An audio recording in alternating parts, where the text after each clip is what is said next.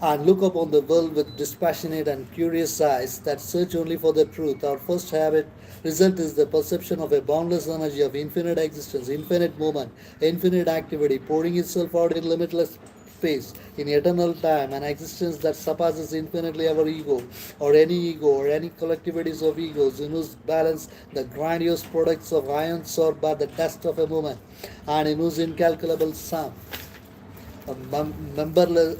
numberless myriads count, only as a petty swarm who instinctively act and feel and view our life thoughts as if the stupendous world movement were at work around us as center and for our benefit, for our help or harm, or as if the justification of our egoistic cravings, ambitions, ideas, standards were its proper business, even as they are our own chief concern. Or one may begin to see, will pursue, that it exists for itself, not for us, as its own gigantic apes, its own complete and boundless idea, its own vast desire or delight that it seeks to fulfill, its own immense and formidable standards, or which looked on as if with an indulgent and ironic smile at the pettiness of ours.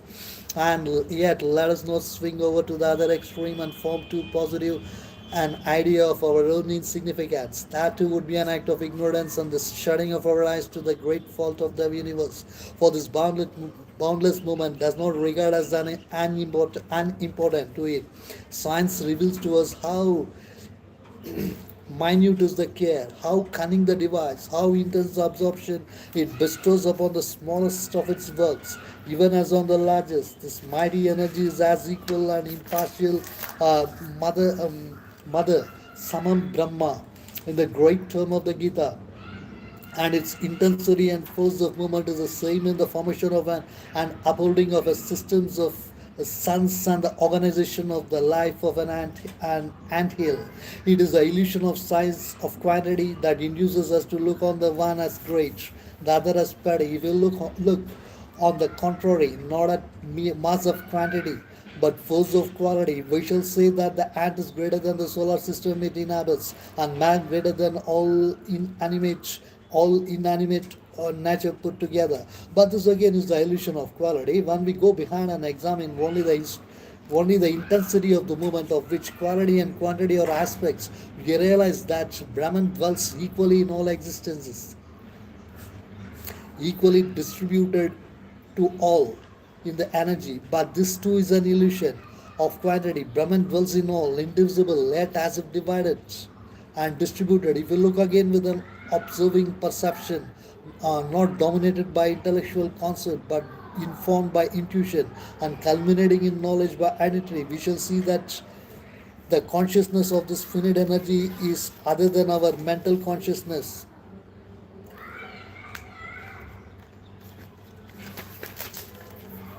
that it is indivisible and gives not an equal part of itself but its whole self at one and the same time to the solar system and to the handhill. To Brahman there are no whole and parts, but each thing is all in itself and benefits by the whole of Brahman.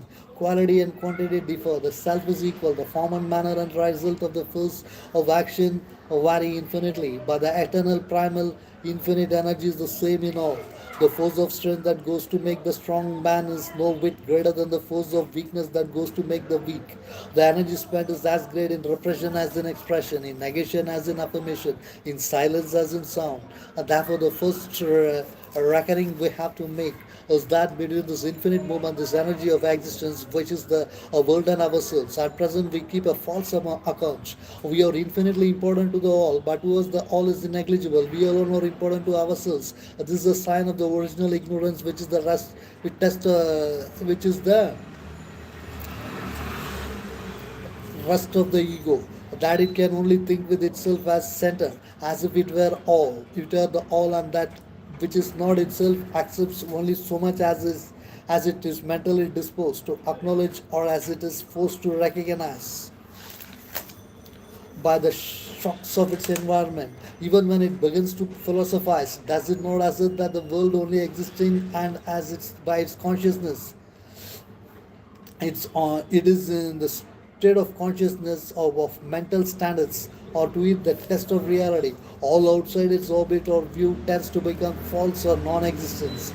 This mental self-sufficiency of man creates a system of false acquaintanceship, or which prevents us from drawing the right and full value from life. And that is the sense of in which these pretensions of human mind and ego repose on truth. But this truth only emerges when the mind has learned to ignore and learned its ignorance, and the ego is submitted to the all and locked in its separate self-assertion. To recognize that in our true selves we are one with the total movement and not minor or subordinate is the other side of the account, and its expression is the manner in the manner of our doing, thought, emotion, and action is necessary to the culmination of a true or divine being, of a true or divine being. But to settle the account, we have to know what is the all, this infinite and omnipotent energy, and and here we come to a fresh fresh complication. For it is asserted to us by the pure reason, and it seeks to be asserted to us by Vedanta that as we are subordinate and is an aspect of this movement, so the movement is subordinate and an aspect of something other than itself, of a great timeless, spaceless stability, Stanu, which is immutable, inexhaustible, and unexpended, not acting though containing all the action, not energy, but pure existence. Those who see only the world energy can declare indeed that there is no such thing. Our idea of an eternal stability and immutable pure existence is a fiction of our intellectual conception, starting from a false idea of the stable, for there is nothing that is stable, all is movement, and our conception of the stable is only an artifice of our mental consciousness, of which we secure a standpoint for dealing practically with the movement. It is easy to show that this is the true in the moment itself. There is not nothing that is stable. All that appears to be stationary is only a block of movement, a formulation of energy at work, which so affects our consciousness that it seems to be still. Somewhat as the earth seems to us to be still, somewhat as the train in which we are traveling seems to be still in the midst of a rushing landscape. But is it equally true that underlying this movement, supporting it, there is nothing that is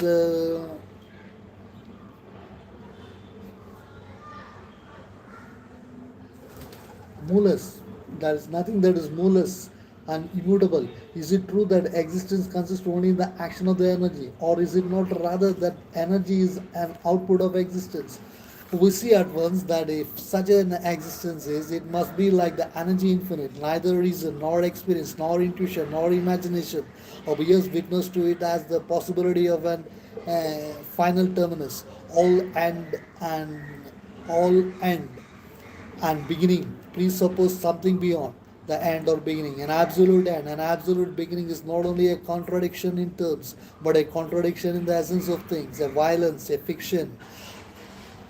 Infinity imposes itself upon the appearance of the finite by its effulgence, self existence.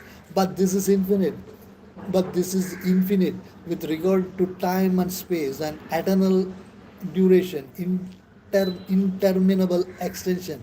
The pure reason goes further and looking in its own colorless and assured light at time and space points out that there are two categories, that these two are categories of our consciousness, conditions under which we arrange our perception of phenomena. One we look at existence in itself, time and space disappear. If there is any extension, it is not spatial but psychological extension. If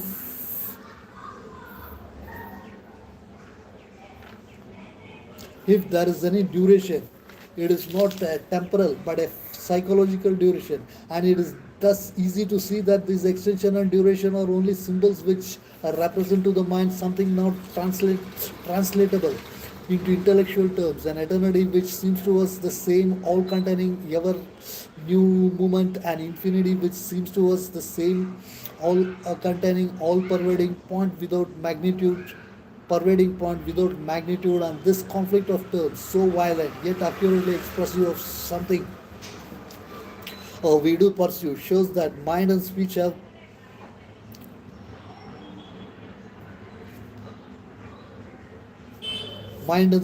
passed beyond these natural units and are striving to express a reality in which their own conventions and the necessary oppositions disappear into an ineffable identity. But is this the true record?